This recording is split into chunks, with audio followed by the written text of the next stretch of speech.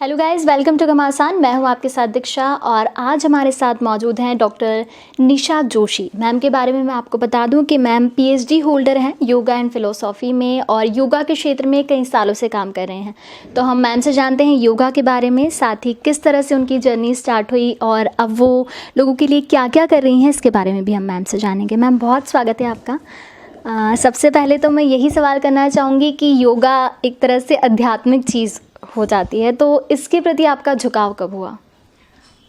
जब कृष्ण के प्रति झुकाव बढ़ा तो अपने आप ही योग के प्रति झुकाव बढ़ा। एक्चुअली मेरा विषय भगवत गीता है मुख्यतः, और वैसे तो मैं कॉलेज और यूनिवर्सिटी में जब पढ़ाती हूँ तो कई सारे विषय मुझे दिए जाते हैं पढ़ाने के लिए, पर मैंने खुद में देखा कि जब मैं भगवत गीता या पतंजलि योग सूत्र या सांख्य योग या भारतीय दर्शन जब पढ़ाती हूँ तो मुझे बहुत अच्छा लगता था।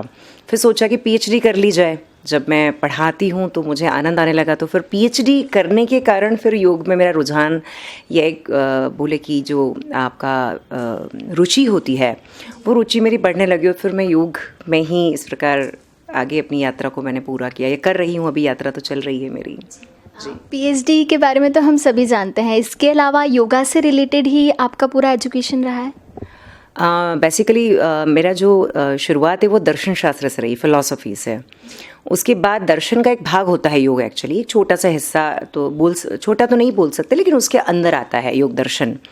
फिर सोचा कि जब दर्शन पढ़ रहे हैं तो उसका एक हिस्सा जो व्यावहारिक है, तो व्यावहारिक हिस्से को जो कि जन साधारण के लिए ज़रूरी है, काम में आता है और आज लोगों को इसकी आवश्यकता है, तो उस आवश्यकता को देखते हुए मैंने सोचा कि सिर्फ सैद्धांतिक पक्ष पे यानी रिसर्च पे ही, खाली किताब पर किसी रिसर्च को कर देना ही काफ़ी नहीं होता। जब आपकी रिसर्च या आपका कार्य वो ज़्यादा श्रेष्ठ होता है जो समाज उपयोगी हो। फिर सोचा कि खुद के लिए तो मैंने योग किया ही है, लेकिन साथ में लोगों को भी मुझे कुछ देना चाहिए। इसी कारण से रिसर्च के साथ साथ फिर मैंने इसे भी प्रैक्टिकली सभी के साथ साझा किया, अपने ज्ञान को, अपने अनुभव को। जी मैम, आपके बेस्ट अचीवमेंट्स और अवार्ड कौन से रहे हैं अब तक के? बेस्ट अचीवमेंट्स अब स्वयं बोलना मुझे थोड़ा सा कैसे कहा जाए, लेकिन हाँ काफ़ी सारे अवार्ड्स हैं नेशनल इंटरनेशनल लेवल पे मैंने लिए हैं। महाराष्ट्र गौरव सम्मान है, भाषा गौरव सम्मान है, और तो मुझे नाम नहीं याद है क्योंकि मुझे लगता है कि अवार्ड्स या जो सम्मान होते हैं वो एक पदवी है जो इसी संसार में समाप्त हो जाती, तो इसलिए मैंने कभी उनको अपने अहम पे या अपने गौरव पे वैसे नहीं आने दिया कि मुझे उसका एक अनुभव होता है ना कि बहुत अलग एक उपलब्धि है। मुझे लगता है कि नहीं, ये उपलब्धि नहीं है, समाज ने मुझे सम्मानित किया है तो बस मैंने उनको नमन किया है हमेशा, और उस तरह से कभी लिया नहीं, इसलिए मुझे याद भी नहीं कि कितने मिले, लेकिन हाँ 50 से ऊपर ही होंगे। आसान शब्दों में अगर हमारे दर्शकों को समझाना चाहें तो योगा क्या है? योगा आसान भाषा में है एक लाइफस्टाइल है। आप योगा के जब डायमेंशंस देखते हैं कि योग पूर्ण क्यों है या फिर योग की ओर हम क्यों जाएं। अगर हम अन्य विधाओं की बात करें, चाहे जिम की बात करें, एरोबिक्स की बात करें, जुम्बा, काफ़ी अच्छी एक्टिविटीज़ है, बहुत अच्छी है शारीरिक स्तर पर, कहीं ना कहीं डिसीज़ भी ये इनसे ठीक होती है, लेकिन ये 2 डायमेंशंस के बाद फिर आगे नहीं बढ़ पाती है। क्यों? क्योंकि प्राणिक स्तर पे कोई कार्य इनसे नहीं हो सकता, या आध्यात्मिक स्तर पर ये वो कार्य नहीं करती जो योग करता है। योग स्वास्थ्य के 4 डायमेंशंस पूरे करता है। अगर हम बात करें नैतिक, तो यम, नियम, आसन, प्राणायाम, इस तरह से 8 डायमेंशंस या 8 आयाम पतंजलि ने बताया। उसमें से यम जो होता है वो अहिंसा, सत्य, अस्तेय, परिग्रह, ब्रह्मचर्य, शौच, संतोष, तप, स्वाध्याय, ईश्वर प्रणिधान, तो ये क्या हो गया, नैतिकता संबंधी नियम हुए। तो ये आपका नैतिक विकास करेगा या सामाजिक विकास करेगा। शारीरिक विकास या मानसिक विकास की बात करें तो आसन और प्राणायाम है, जो कि प्राण का यानी ऑक्सीजन का लेवल, या हम बात करें लंग कैपेसिटी या ब्रेन के लिए बहुत अच्छा। फिर हम ध्यान की बात करें तो ध्यान भी योग ही के पास है। तो देखा जाए तो आध्यात्मिक स्तर पर व्यक्ति को मोक्ष की गति भी देता है। अगर हमारी बीमारी ये ठीक करता है या प्रिवेंशन हमें प्रदान करता है, बीमारियों को से हमारा बचाव करता है, यानी आरोग्य रक्षण तो करता ही है, लेकिन आरोग्य का निदान यानी आपको बीमारियों से बचाता है, साथ ही साथ आपकी रक्षा भी करता है, और ये आपकी रक्षा करता है और आपके जो आंतरिक मूल्य हैं उनकी भी रक्षा योग से होती है। और आप आध्यात्मिक स्तर पर अगर आप मोक्ष की इच्छुक हैं, मुमुक्षु हैं, तो निश्चित रूप से योग उस डायमेंशन पे भी आपको ले जाएगा कि यानी कि शारीरिक, मानसिक, आध्यात्मिक, नैतिक सारी जो आयाम है वो सारे योग में एक प्रकार से पूर्ण होते हैं। इसलिए मुझे लगता है कि दूसरी अन्य विधाएं वो भी बहुत अच्छी हैं, जुम्बा भी बहुत अच्छा है, एरोबिक्स भी बहुत अच्छा है, जिम भी बहुत अच्छा है, लेकिन जो दो आयाम है वो योग में पूर्ण होने के कारण योग एक कंप्लीट विधा या पूर्ण विधा है जिसमें व्यक्ति सारी चीज़ों को एक साथ प्राप्त करता है। जी। कोविड हम सब के लिए बहुत मुश्किल वक्त रहा, तो इस वक्त में सबसे ज़रूरी थी हमारी इम्यूनिटी। तो योगा का इम्यूनिटी से बहुत ज़्यादा रिलेशन है। तो इस वक्त में योगा किस तरह से लोगों के लिए हेल्पफुल रहा, और क्या आपने योगा से रिलेटेड कुछ वर्क किए इस वक्त में? हाँ, बहुत सारे काम निःशुल्क किए, क्योंकि सशुल्क मुझे लगता था कि उस समय कुछ क्लासेस तो मेरी खैर चलती थी, जो साधक थे हमारी ब्रांच पे जो आते हैं, सभी हमारी 6 ब्रांचेस इंदौर में हैं, तो सभी साधक जुड़े। वो एक उसमें भी हमने फ़ीस कम रख के, और खैर वो एक अलग एरिया है। उसके अलावा बहुत सारे फ्री वर्कशॉप, सेशंस, सेमिनार्स हमने किए। कई व्याख्यान कई यूनिवर्सिटीज़, कई कॉलेजेस, कई जगहों पर, कई संस्थाओं के साथ मैंने शेयर किए। कई सेशंस मैंने खुद फ्री ही ऑर्गेनाइज़ की, क्योंकि ये वो समय था जब लोगों से हमें जुड़ने की ज़रूरत थी। वो समय था जब उन्हें बल देने की ज़रूरत थी। वो समय था जब उन्हें कोविड के डर से बाहर निकालना था। शायद कोविड उतना प्रभावकारी नहीं था जितना उसका डर प्रभावकारी था, और योग ने वो कार्य बहुत अच्छे तरीके से किया। क्योंकि एक व्यक्ति ये बात मान लेता है कि मेरे पास मारने के लिए तलवार नहीं है, लेकिन ढाल है, और योगा एक ढाल है। तो लोगों ने उसको जब किया योग को, तो हम बात करें कि अंदर से जब व्यक्ति मजबूत होता है तो इम्यूनिटी आपकी मजबूत होती है। इम्यूनिटी डिफेंस मैकेनिज्म तब स्ट्रांग होता है जब आपको अंदर से पता होता है कि अगर मुझ पर हमला हुआ तो मेरे पास ढाल है और मैं बचा तो पाऊंगा। तो एक काम ढाल का योग ने किया कि वो रोक तो नहीं पाया।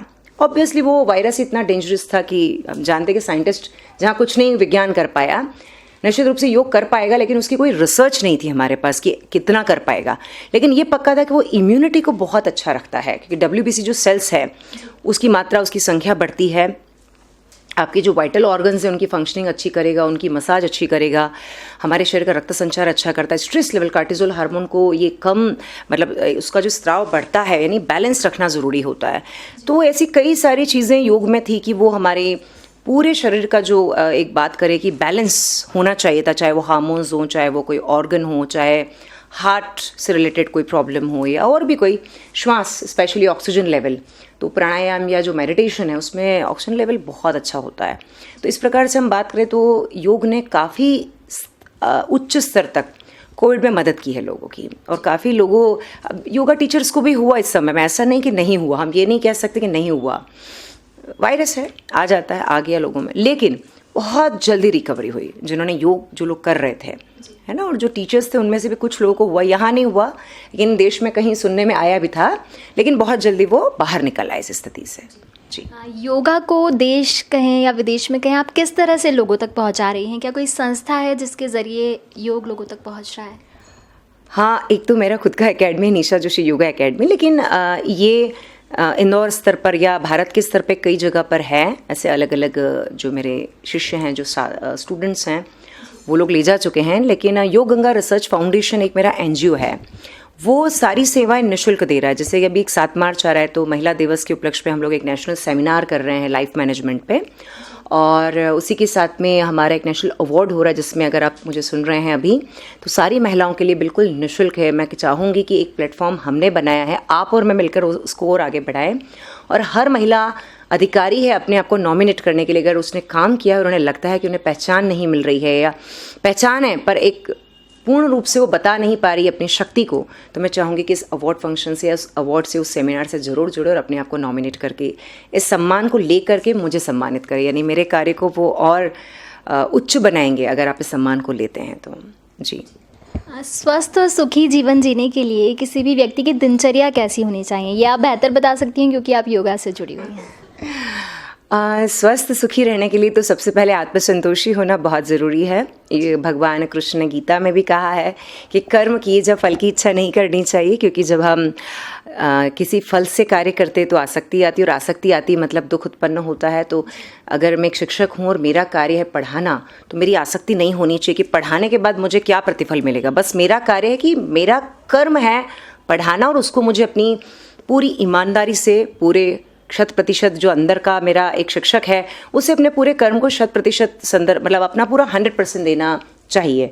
तो एक व्यक्ति जब अपेक्षा के बिना काम करता है तो मुझे लगता है वो ज़्यादा सफल हो जाता है, और जब अपेक्षाएं ज़्यादा है ज़िंदगी में तो निश्चित रूप से दुख का कारण बनती, क्योंकि अपेक्षाएं हमेशा पूरी नहीं हो सकती। और दूसरी चीज़ है, आपकी हेल्थ अच्छी रखने के लिए सबसे इम्पॉर्टेंट इसके बाद जो फैक्टर है वो है आपका डाइट, आपका आहार। हल्का गर्म पानी आपकी ज़िंदगी में आपको लेना ही चाहिए अब तो कोविड के बाद से, है ना। ऑयल कम कर देना चाहिए, घी उसकी अपेक्षा लीजिए आप गाय का घी लें तो बहुत अच्छा, नमक समुद्री लेने की अपेक्षा आप सेंधा नमक लीजिए, और खुश रहिए, मुस्कुराइए, क्योंकि मुस्कुराने के बिल्कुल पैसे नहीं लगते और ये बिल्कुल फ्री संक्रमण है जिसे आप फैला दीजिए। मेरा मैसेज है आप सभी को कि इसे फैलाइए सब जगह पे। ये ऐसा संक्रमण है कि वो दूसरे संक्रमण को घुसने नहीं देता, जैसे हम कोविड या हम और कुछ कहें, पता नहीं फिर कुछ आने वाला हो, हमें नहीं पता, पर हमारा हमारी इम्यूनिटी वो तो अच्छी होती है, लेकिन हमारा हर सेल खुश होता है जब हम हंसते हैं, तो हमारे अच्छे हार्मोन रिलीज होते हैं। और एक्चुअली एक संक्रमण ऐसा है कि जब हम हंसते हैं तो सामने वाला भी देख करके हंसता है। यही फॉर्मूला बहुत है कि आप खुश रहिए, दूसरों को खुश रखिए, अपेक्षाएं कम रखिए ज़िंदगी में, खुद से भी अपेक्षाएं मत रखिए, अदरवाइज डिप्रेशन या एंग्जाइटी आपको हो जाएगी। हम सिर्फ उतना ही कर सकते, एक ज़िंदगी है जिसमें हमें एक योग्यता मिली और उसी एक योग्यता के आधार पर अब मैं योग करा सकती हूँ, मैं लेक्चर्स अच्छे दे सकती हूँ, मेरी आवाज़ बहुत ख़राब है लेकिन मैं सिंगर नहीं बन सकती जो कि मैं चाहती हूँ, पर ये मेरी योग्यता नहीं है। तो मेरी योग्यता और मेरी चाहना को मुझे ध्यान रखना, मद्देनज़र रखना पड़ेगा कि मैं चाहती तो बहुत हो कि मैं सिंगर बनूं, पर मैं नहीं बन सकती क्योंकि मेरी आवाज़ एज ए स्पीकर ठीक है। तो जहाँ पर मैं ठीक हूँ, मुझे लगता है मुझे उसी में खुश होना चाहिए, उसी स्किल को बढ़ाना चाहिए। इससे हमें एक जो असंतोष का भाव है वो जन्म नहीं लेता। तो हर व्यक्ति अपनी योग्यता और पात्रता को देख करके अगर बढ़ाएगा, तो मैं आपको ये बात पक्का बोल सकती हूँ कि हम एक्स्ट्रा ऑर्डिनरी जन्मे हैं, और जो हम हैं वो कोई नहीं है, और जो कोई और है वो हम हो नहीं सकते। तो हम जो हैं उसको बढ़ा दें। तो इससे बड़ा आनंद का, खुश रहने का और पॉजिटिव रहने का और कोई फॉर्मूला मेरे पास तो नहीं है। हमने जहाँ तक देखा है कि आपकी हर पोस्ट में, सोशल मीडिया अगर पेज पर जाया जाए तो श्री कृष्ण का जिक्र हर जगह मिलता है, और अभी जब इतनी देर आपसे बात हुई उसमें भी श्री कृष्ण मतलब का जिक्र हुआ ही है उनका। तो श्री कृष्ण से कुछ खास लगाव है आपका? हाँ, मैं कृष्ण को अपने गुरु के संदर्भ में देखती हूँ कि हर व्यक्ति के जीवन में गुरु होते हैं। मेरे जीवन में श्रीमद् भगवत गीता, माँ गंगा और कृष्ण स्वयं एक गुरु के रूप में, एक मित्र के रूप में है। कि मुझे हमेशा महसूस होता है कि जब जब मैंने गीता पढ़ाई है, जो कि मैं कंटिन्यू पढ़ा रही हूँ कई कॉलेजेस में, कई जगह लेक्चर्स या व्याख्यान में, या अभी भी वही बात कर रही हूँ, तो मुझे लगता है कि गीता एक हिंदू शास्त्र नहीं है, अपितु ये मानव शास्त्र है। अगर एक व्यक्ति इसको बचपन से अपने संस्कारों में ले और उसको पढ़े, तो स्ट्रेस मैनेजमेंट नाम की चीज़ कभी आएगी नहीं। मैनेज कब करना पड़ता है? जब कोई चीज़ आती है, तो वो चीज़ प्रवेश ही नहीं करेगी, तो मैनेजमेंट नाम की चीज़ भी ख़त्म हो जाएगी।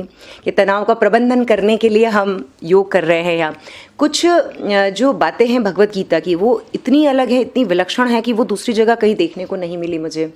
तो मैं प्रभावित होती गई, और पढ़ाते पढ़ाते कई बातें, कई कॉन्सेप्ट समझ में आए कि कृष्ण जिस तरह से हैं यहाँ पर, वो फिर कहीं कुछ नहीं है उनके अतिरिक्त।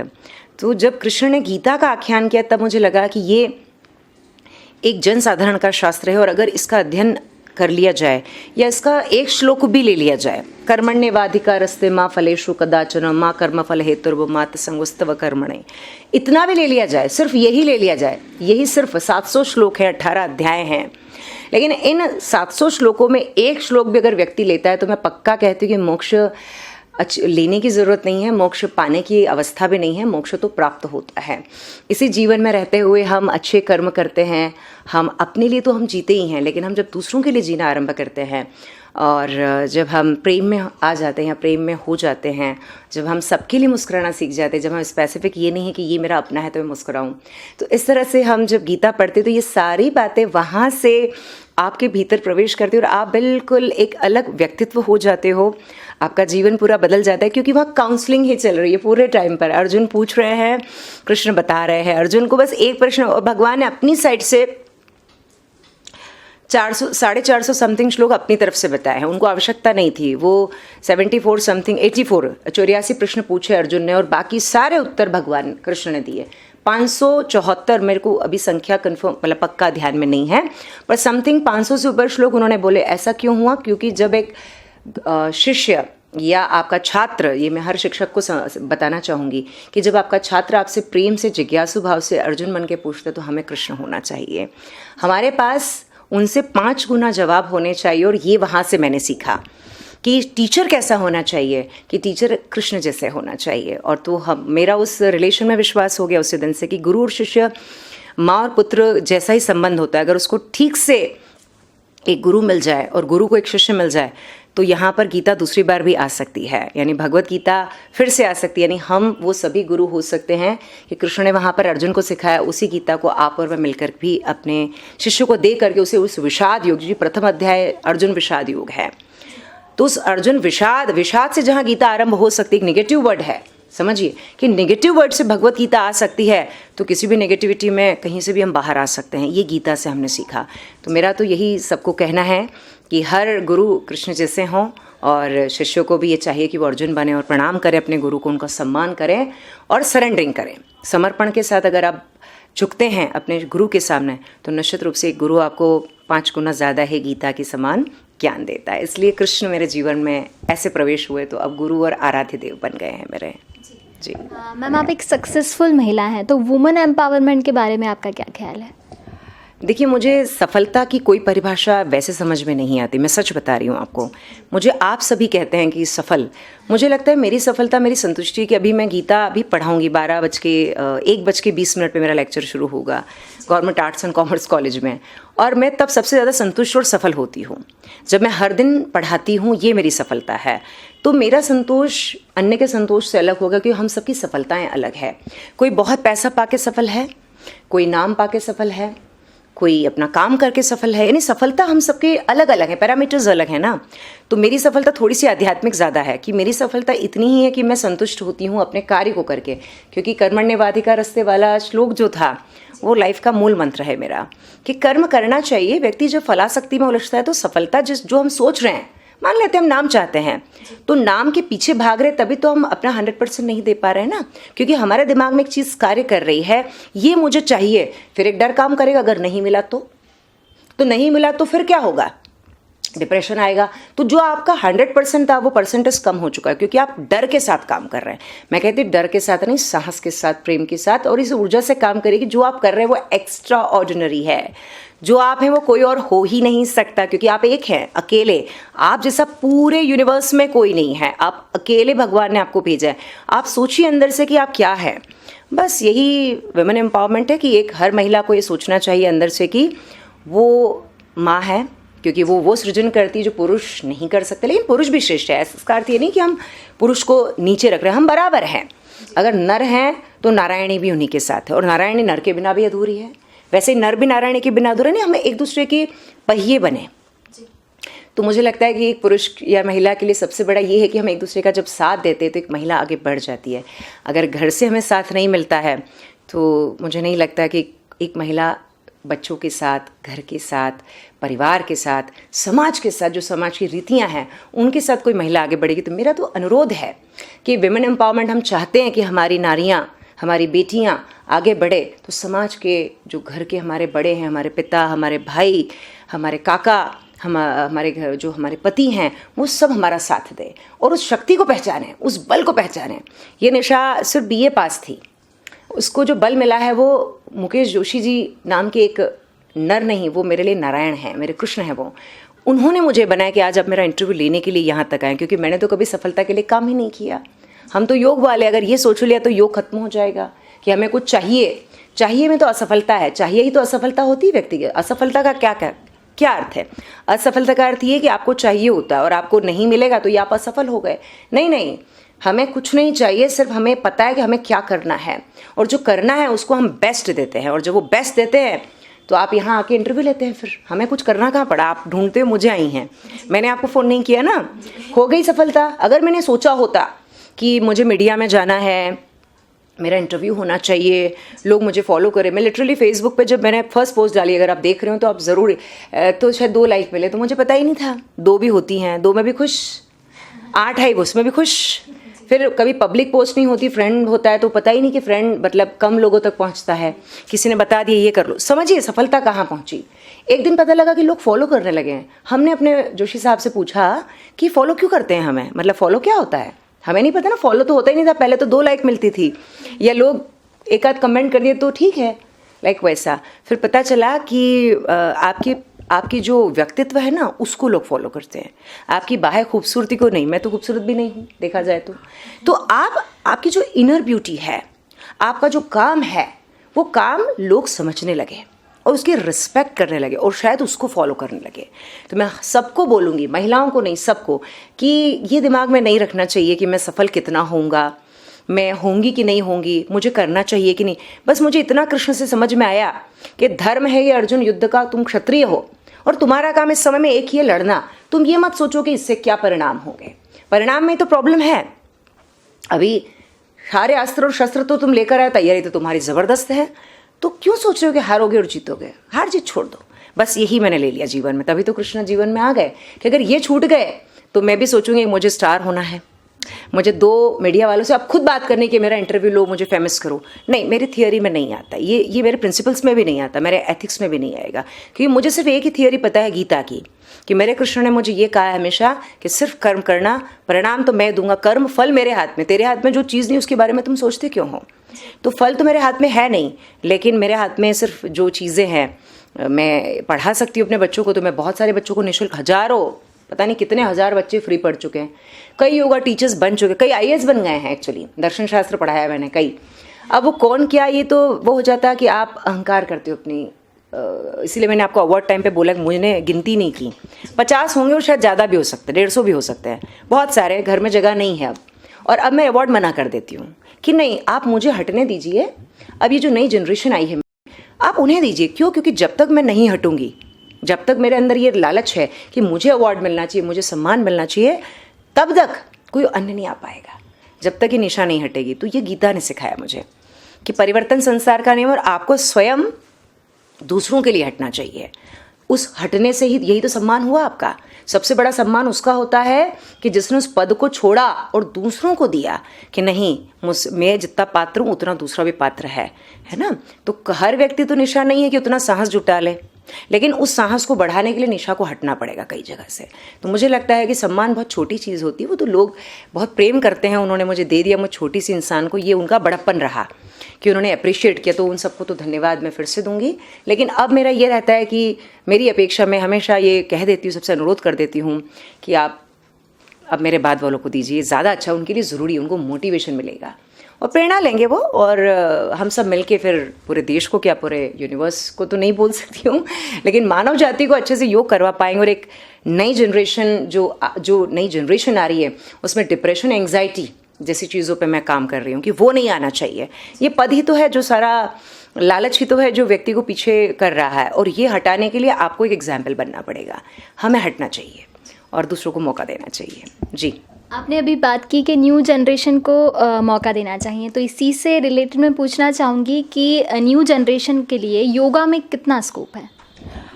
अनंत संभावनाएं, बस इतना पता है, ये एक ही वर्ड में आप समझ जाइए।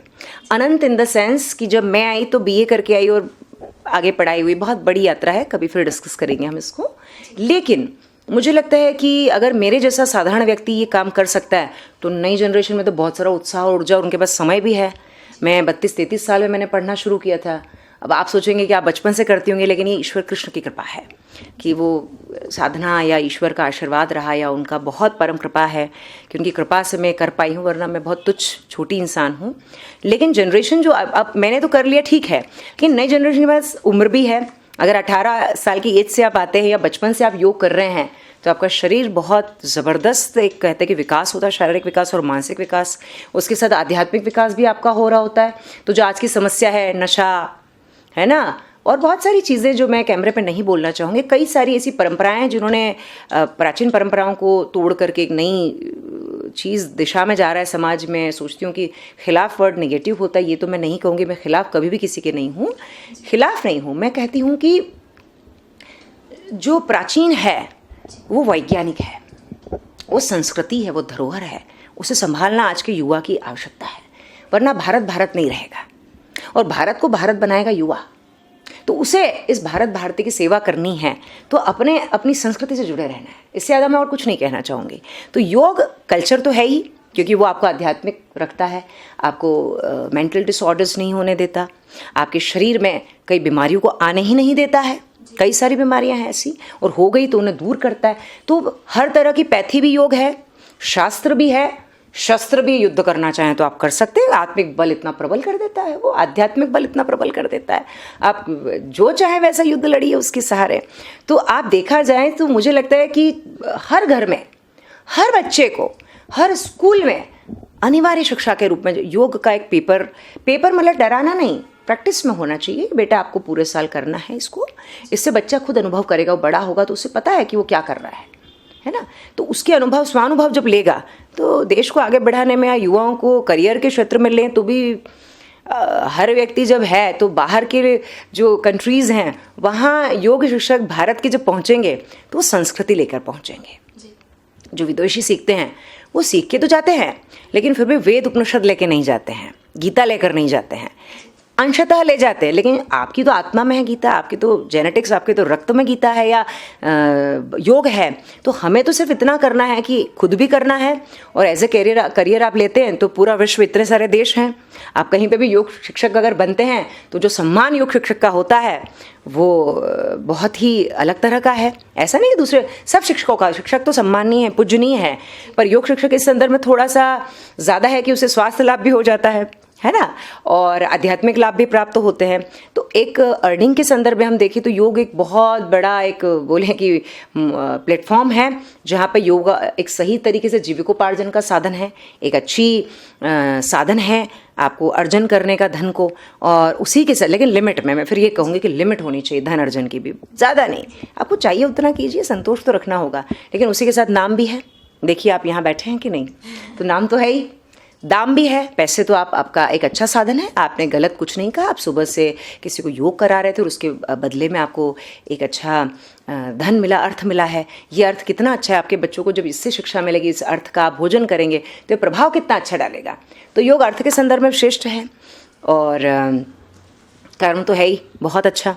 तो मुझे लगता है कि ये आज के संदर्भ में युवाओं के लिए या फिर वृद्धों के लिए भी, इवन आप घर बैठे हैं, आप योग शिक्षक बनिए और खुद तो स्वस्थ रहिए, बस दूसरों को भी आप स्वस्थ रख पाएंगे। और बाकी तो मैंने बताया कि दोनों चीज़ें पूरी हो रही, अर्थ भी अच्छे से आता है, एक अच्छा साधन है और स्वास्थ्य का संवर्धन तो ये करता ही है। तो इस संदर्भ में एक बहुत अच्छा आपको एक आयाम दे सकता है, एक अच्छा स्थान दे सकता है योग। तो निश्चित रूप से करियर के संदर्भ में तो इसकी बहुत सारी अपॉर्चुनिटीज़ और बहुत सारी अनंत संभावनाएं हैं योग के क्षेत्र में। जी, हम सभी से मैसेज लेते हैं अपनी सोसाइटी और स्पेशली यूथ के लिए, तो यूथ को आप क्या मैसेज देना चाहेंगी कि किस तरह से वो अपनी पर्सनालिटी को डेवलप करें ताकि वो सोसाइटी को बेहतर तरीके से डेवलप कर पाएँ? ये बात मैं वैसे अपनी बातों में बता चुकी हूँ, पूरा युवा वर्ग ही चल रहा है, क्योंकि आगे हम लोग तो कर ही रहे हैं, हमारा एज ग्रुप जो है वो भी, और हमसे जो वृद्धजन हैं, बहुत सारे योग गुरु हैं जो बहुत अच्छे से अपनी विद्या दे रहे हैं। मुझे लगता है कि यूथ जो है उसके लिए योग करना और कराने पे मैं चूँकि बता चुकी हूँ, और बस यही है कि योग अगर आप कर रहे हैं तो आप आंतरिक रूप से बहुत प्रबल हैं। जो मेंटल प्रॉब्लम्स हैं जैसे आत्महत्या, ऐसे कई जो भाव आना है ना, अभी कई सारे केसेस हमने लॉकडाउन में देखे कि छोटी प्रॉब्लम आती है और व्यक्ति सोचता है कि लाइफ बस ख़त्म हो चुकी है, मुझे मर जाना चाहिए, या अब मेरा कुछ नहीं हो सकता है, या मैं तो आगे बढ़ ही नहीं पाऊँगा। मैं आपसे कहना चाहती हूँ कि बढ़ने के या मरने के या ये सब चीज़ें क्यों मरने के लिए तो हम सब में से सबके साथ संघर्ष आया होगा, तो हम संघर्षों से जूझें, ये भाव योग से प्रबल होते हैं। क्योंकि मैंने आपसे एक बात बोली थी कि योग आपके आंतरिक जो आत्मा का विकास है वो करता है, तो नेगेटिव जो भाव है वो तो आपसे बहुत दूर रखता ही है। उसी के साथ फिजिकल हेल्थ, आपकी जो फिटनेस, अगर बीमारी नहीं है तो आपका जो कार्यशैली है वो दोगुनी अच्छी होगी। अगर आप योग करते हैं तो आप अपना कार्य क्षमता को बढ़ाते हैं, आप अपनी अंदर के जो आत्मबल है उसको बढ़ाते हैं, आप अपने सामाजिक स्तर को भी बढ़ाते हैं, क्योंकि आप सोशली सबसे मिलजुल सकते हैं, आप ज़्यादा एक तरह से कहें कि एक जो हमारा सामाजिक विकास है वो बहुत अच्छे से होता है। तो सारे जो स्तर हैं उस स्तर पे हम बहुत अच्छे से आगे जा सकते हैं। और आप किसी को योग कराएं ना कराएं, मैं कहती हूँ अगर खुद भी कर लिया, आपने स्वयं भी कर लिया, तो आप जो चाहते हैं लाइफ में आप प्राप्त कर सकते हैं। ये योग के पास ऐसी क्षमताएं हैं। तो बस यही। जी, निशा मैम से हमने कई सारी बातें जानी योग से रिलेटेड, उन्होंने जो काम किए हैं उससे रिलेटेड। तो मैम की बातों को मैं समझा तो नहीं सकती अपने वर्डों में, क्योंकि उनके वर्ड्स काफ़ी अध्यात्म वाले हैं, लेकिन मतलब मैं मेरी लैंग्वेज में अगर आपको समझाऊं तो योग आपके लिए बहुत कुछ दे सकता है जीवन में। मैम ने एक वर्ड यूज़ किया था कि योग ढाल है, वो आपको हर चीज़ से बचा सकता है। तो अपने जीवन में योग को ज़रूर लाइए, ये आपके लिए ज़रूर काम आएगा। Thank you so much ma'am. Subscribe our channel and press the bell icon for more updates.